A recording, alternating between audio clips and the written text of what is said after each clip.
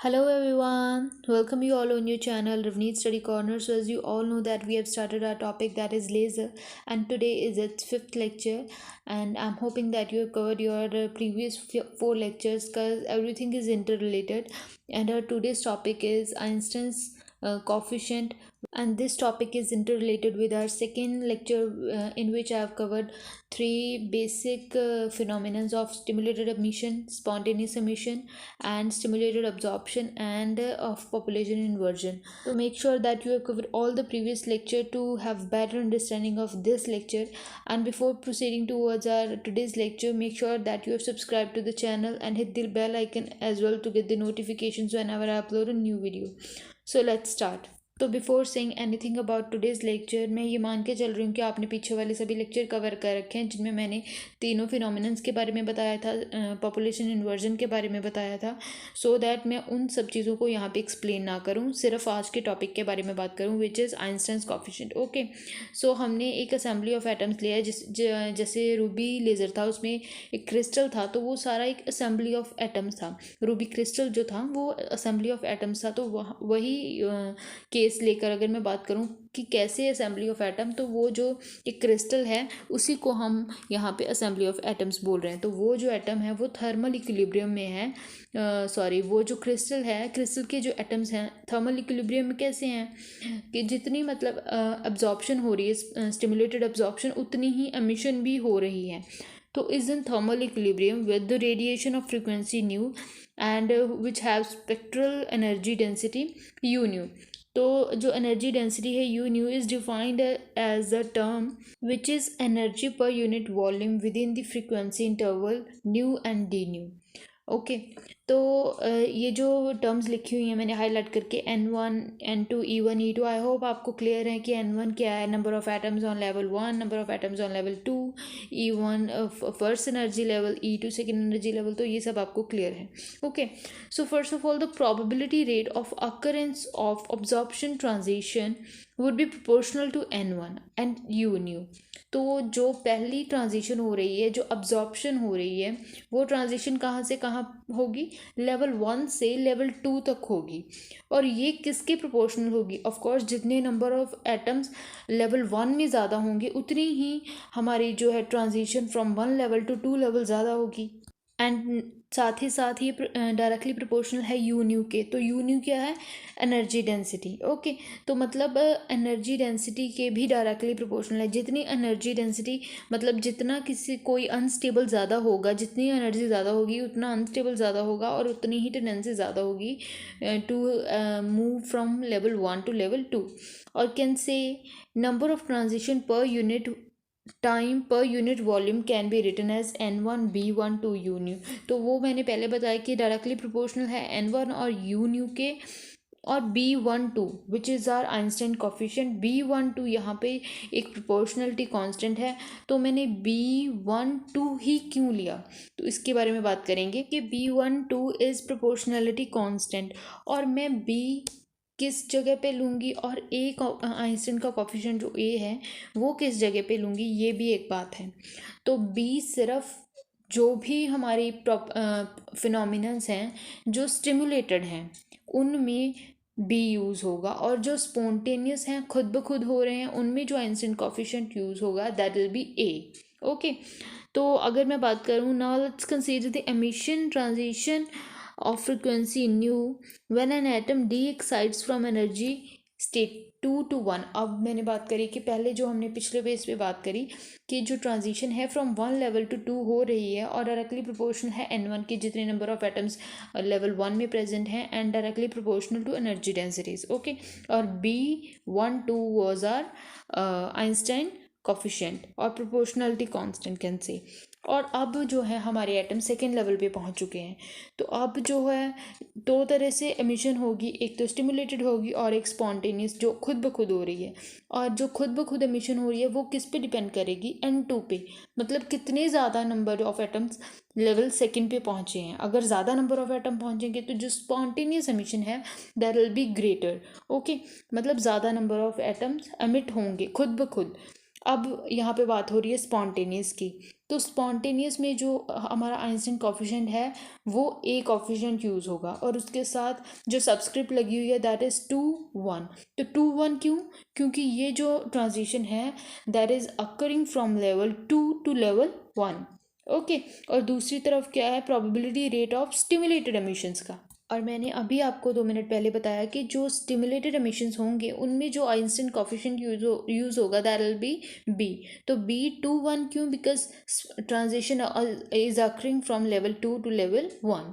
Okay, तो probability constant A 2 1 depends on the properties of energy state 2 and 1 and is known as Einstein's A coefficient of spontaneous emission of radiation, and B 2 1 is known as Einstein's B coefficient of stimulated emission of radiation।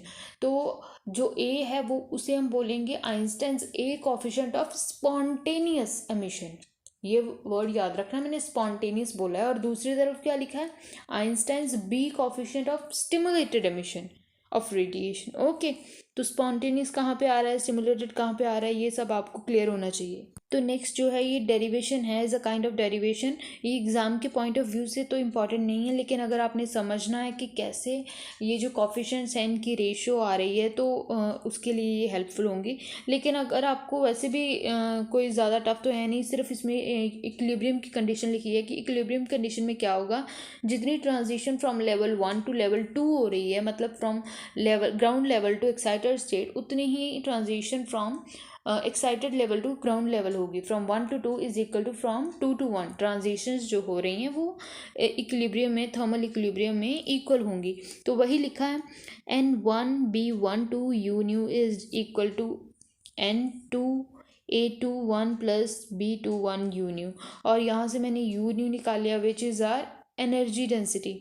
Okay, तो इस तरह से हम इसको rearrange करके हमारा जो result आया है that is A 2 1 upon B 2 1 into 1 upon N 1 into B 1 2 upon B 2 1 -1। तो मैं ये मान के चल रही हूँ कि आपको ये रीअरेंज करना आता है। अगर नहीं आता तो आप 2 मिनट पॉज करके video rough pen copy pen से लेके वहाँ पे सॉल्व करिए, आपका आसानी से हो जाएगा। ज़्यादा कुछ मुश्किल स्टेप नहीं है, इसलिए मैंने डायरेक्ट लिख दिया यहाँ पे। ओके, तो अब जो हमारा यू न्यू की वैल्यू आई है, इसमें जो एक तो रेशो आ गई हमारे कॉफिशिएंट्स की, और दूसरी टर्म ये जो मैंने ब्रैकेट में लिखी है, इस मैंने स्क्वायर में लिखी है, तो इसको हमने बोल्ट्जमैन डिस्ट्रीब्यूशन फंक्शन पढ़ा हुआ है, तो उसकी हेल्प से हम इसको रिप्लेस करने की कोशिश करेंगे और हमारे जो रिलेशन है उसको और सिंप्लीफाई करने की कोशिश करेंगे।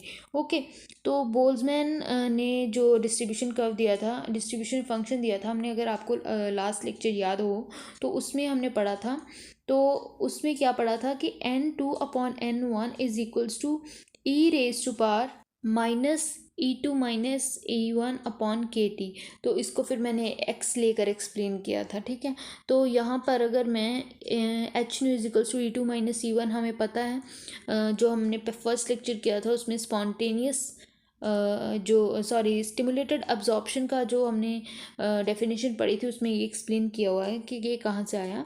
तो nu is where nu equals to E2 - E1 upon H.K is Boltzmann constant. Nu की तो हमें पता है, तो के क्या है यहाँ पे, बोल्ट्जमैन कांस्टेंट है। तो जो हमारा रिजल्ट आया, अगर मैं इसको प्लैंक्स रेडिएशन फार्मूला के साथ कंपेयर करूँ, तो प्लैंक्स रेडिएशन फार्मूला क्या है, यू न्यू की वैल्यू दोनों में अगर मैं कंपेयर करूँ तो A 2 1 अपॉन B 2 1 किसके इक्वल आ रहा है, that is equal to 8πh nu cube upon C³ के।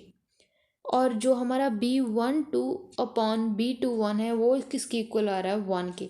तो अब मैं समझ रही हूँ कि ये जो दोनों मतलब रेशोज़ मैंने निकाली हैं फ्रॉम दीज टू रिलेशंस, तो ये आपको इजीली पता चल गई होंगी कि मैंने कैसे कंपेयर करके निकाली हैं। ओके, अब जो हमारा टॉपिक का मेन कंक्लूजन है, जो मेन कह लूँ मैं भावार्थ है, वो यहाँ से निकलता है, या फिर कह लूँ कि क्वेश्चन किस बेसिस पे बनेंगे, तो वो इन दो इक्वेशंस को जो इनमें से रिजल्ट आ रहा है उन बेसिस पे बनेंगे।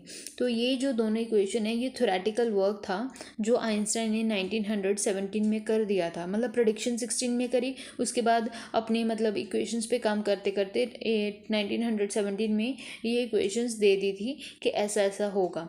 तो वो फिर बाद में जाके लेज़र की मतलब फॉर्मेशन में हेल्पफुल रही। तो इन दो इक्वेशंस में से हम क्या कंक्लूड करते हैं, एग्ज़ाम पॉइंट ऑफ व्यू से, या फिर ये जो हमने आइंस्टाइन कोफिशिएंट समझने हैं उनके पॉइंट ऑफ व्यू से। तो what actually we are getting from these two equations कि जो प्रोबेबिलिटी है stimulated absorption and stimulated emission की। अब बात कहाँ पे आ गई, स्टिमुलेटेड वर्ड पे। तो मतलब बी वाले जो हमारे आइंस्टाइन की कोफिशिएंट है which is our first equation, B12/B21 is equals to 1। तो इन दोनों की जो रेशो है, या मैं कह लूँ कि इलेक्ट्रोमैग्नेटिक रेडिएशन की प्रेजेंस में जो प्रोबेबिलिटी है कि स्पॉन्टेनियस एब्जॉर्प्शन और स्टिमुलेटेड एमिशन होगी, तो उनकी जो प्रोबेबिलिटी है दैट इज़ इक्वल टू 1। तो नाउ हमारी जो दूसरी इक्वेशन है दैट इज़ A21/B21। तो A आ गया मतलब स्पॉन्टेनियस की बात करें, और B आया मतलब स्टिमुलेटेड की है, और 2:1 हो रही है मतलब एमिशन है। ओके, तो जो यहाँ पे जो रेशो है इज डायरेक्टली प्रोपोर्शनल टू किसके, डायरेक्टली प्रोपोर्शनल है न्यू क्यूब के। तो न्यू क्यूब क्या है, हम अगर आपको याद हो तो h nu is equals to E2 - E1 हमने पढ़ा था। तो यहाँ से E2 - E1 is directly proportional to nu, मतलब जो एनर्जी डिफरेंस है between two levels which is ground state and excited state, which is level 1 and level 2, is directly proportional to nu. मतलब greater the energy difference greater will be the nu. तो अगर मैं conclusion की language में बोल दूँ तो यहाँ इसका मतलब है larger energy difference between two states, मतलब much more likely is the spontaneous emission compare to stimulated emission. तो अगर जितना एनर्जी डिफरेंस ज़्यादा होगा उतने चांसेस होंगे कि जो हमारी एमिशन है that will be spontaneous rather than stimulated. मतलब स्पॉन्टेनियस एमिशन के चांसेस ज़्यादा होंगे अगर एनर्जी डिफरेंस ज़्यादा होगा as compare to stimulated emission. तो ये दो कंक्लूजन है which we can conclude from ratios of Einstein's coefficient. तो आई होप आपको आइंस्टाइन कोफिशिएंट का कॉन्सेप्ट अच्छे से क्लियर होगा कि किस लेवल पे या फिर किस एमिशन के लिए हम कौन सा कोफिशिएंट यूज़ करते हैं, एंड इनकी रेशो से हम क्या क्या कंक्लूड कर सकते हैं। So this is all for today. I hope my videos are helping you out in your preparation, and do like, share and subscribe, and press the bell icon as well to get the notifications whenever I upload a new video, and do share with all those people and in all those groups which are study oriented or can say physics oriented. So this is all for today. Thank you very much for watching.